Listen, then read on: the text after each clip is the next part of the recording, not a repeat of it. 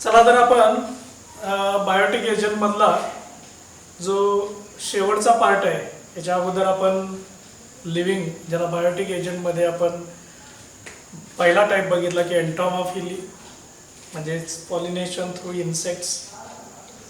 Second part बघितला आपण ornithophily. Ornitho means birds, pollination through bird. आणि आता आपल्याला लिव्हिंग मध्ये बघायचं आहे ते म्हणजेच चिरोप्टेरोफिली, सो पॉलिनेशन थ्रू बॅट. म्हणजे आपल्याला बघायचं आहे नंबर 3 पॉइंट बघायचं आहे चिरोप्टेरोफिली.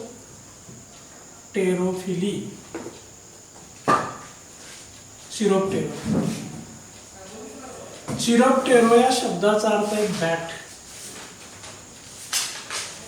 वटवाघूळ आहे, नॉक्टर्नल ॲनिमल आहे. Phily means transfer.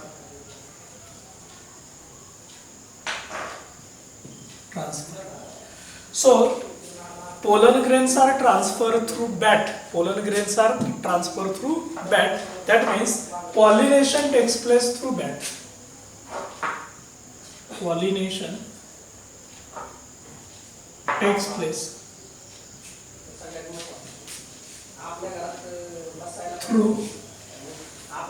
Pollination takes place through bat.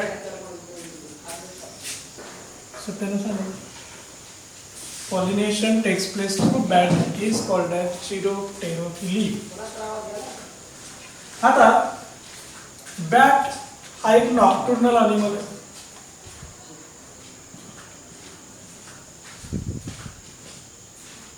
Nocturnal animal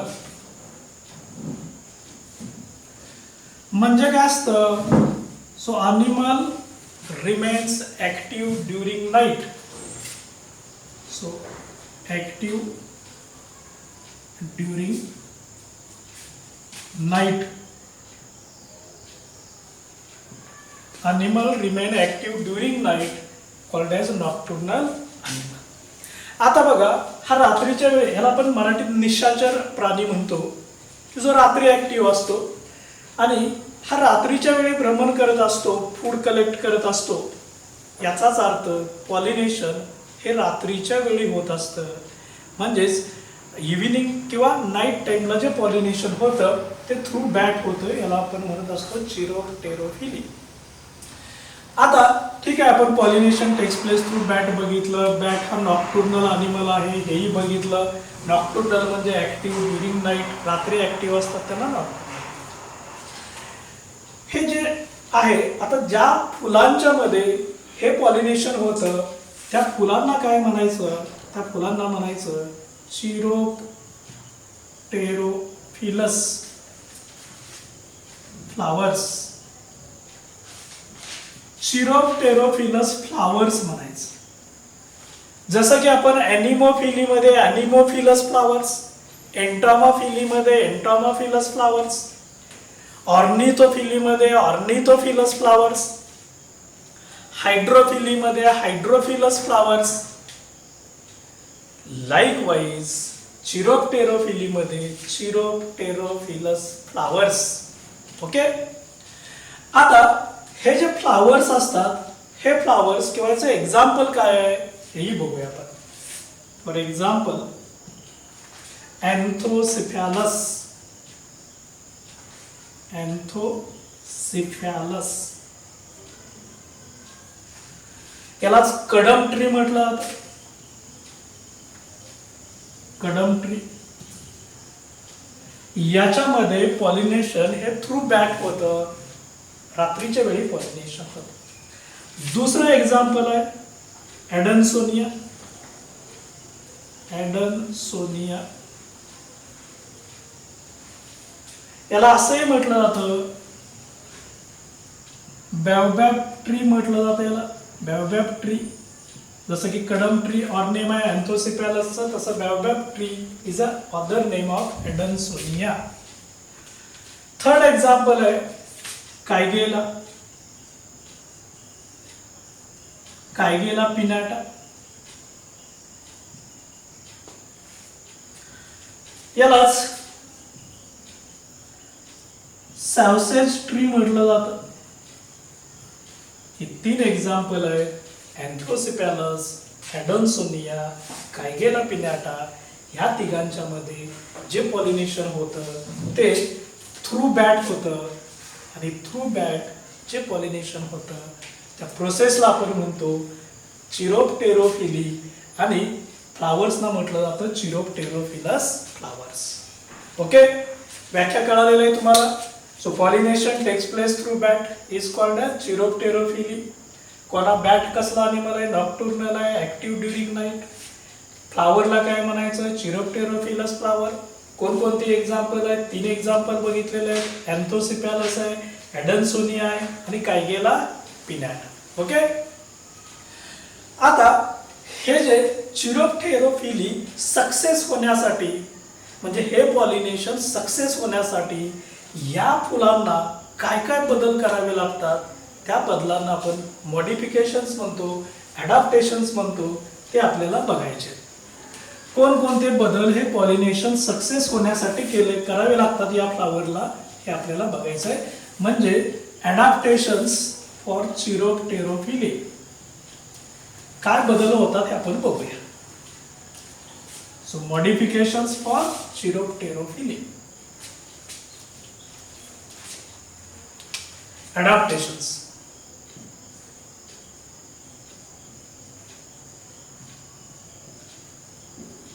For chiropterophily.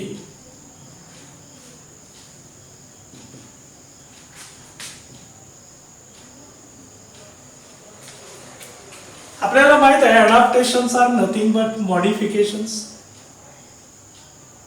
Modifications म्हणजे चेंजेस. त्या फुलाला काय काय बदल करावे लागतात हे आपण बघणार आहे. पहिला बदल आपण बघूया फ्लावर मध्ये. फ्लावर. आता ही जी फ्लावर्स असतात ही फ्लावर्स लार्ज साईजचे असतात. Large size. मोठ्या साईजचे असायला पाहिजे कारण याचा एजंट आहे बॅट आणि बॅटची साईज मोठी असल्यामुळे फ्लावर पण मोठ्या साईजचे असले पाहिजे. टफ फ्लावर्स असतात. थोडे टफ असतात, त्याच्या पेटल्स वगैरे टफ असतात. डल कलरचे असतात. डल कलर म्हणजे कलर फुलांचा डल असतो. Flower produce copious nectar. Produce copious nectar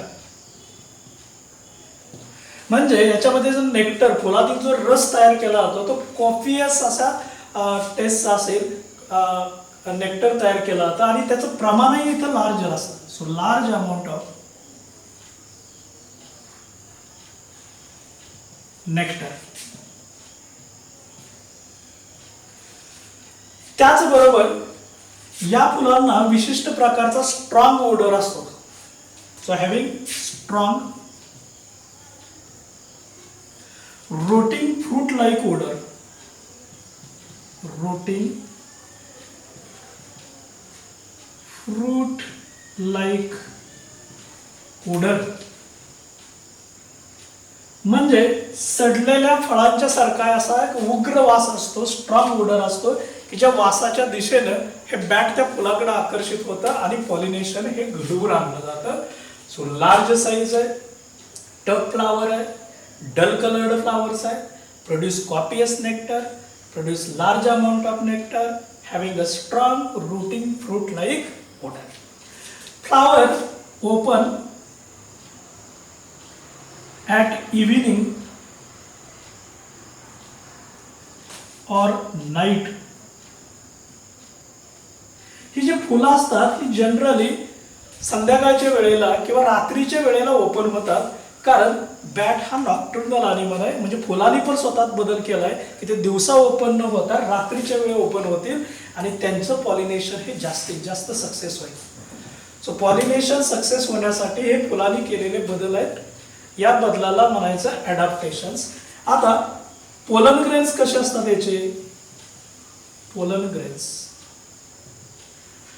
तर हे जे पोलन ग्रेन्स असतात हे स्टिकी असतात. आणि इडिबल असतात. म्हणजे खाद्ययुक्त पण असतात, स्टिकी कलर असतो की जेणेकरून त्यांना अटॅच व्हायला मदत होते. फ्लावर आणि पोलन ग्रेन मधल्या या बदलांच्या मुळे ॲडॅप्टेशन्स म्हणजे मॉडिफिकेशन चेंजेसमुळं जास्तीत जास्त सक्सेस रेट वाढतो की जे बॅट मार्फत पॉलिनेशन होतं. तर हा शेवटचा लिव्हिंग मधला शेवटचा जो टाईप होता चिरोप्टेरोफिली हा आपण इथं पाहिलेला आहे. आता इथं म्हणजे अबायोटिक बायोटिक याचे सगळे एजंट्स आपण डिटेल पाहिलेले आहेत. या सगळ्यांचा एक आपण सगळ्यात शेवटी फ्लोचार्ट तयार करणार आहे. तो फ्लोचार्ट पण आपण बघूया. Flowchart for pollinating agents.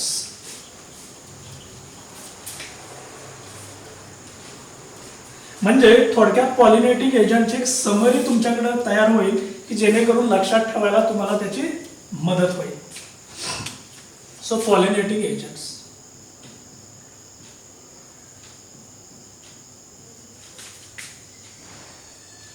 याचे महत्वाचे दोन टाइप्स आहेत. एक अबायोटिक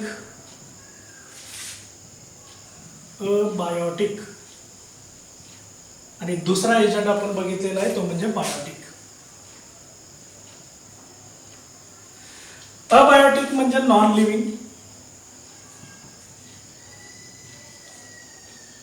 बायोटिक म्हणजे माहित आहे तुम्हाला लिव्हिंग एजंट असतं.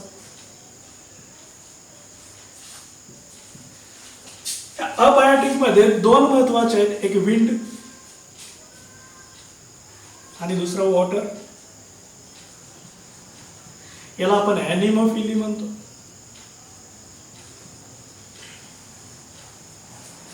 वॉटर याला आपण हायड्रोफिली म्हणतो.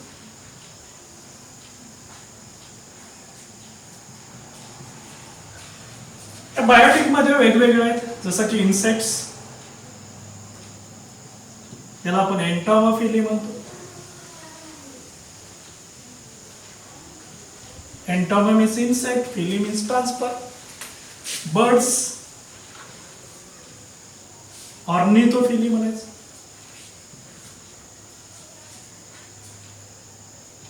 Ornitho means birds. Bat chiropterophily म्हणायचं. Chiropterophily. Chiroptero means bat. Snail malacophily म्हणायचं. Malacophily. Malaco means snake. Snake ophiophily म्हणायचं.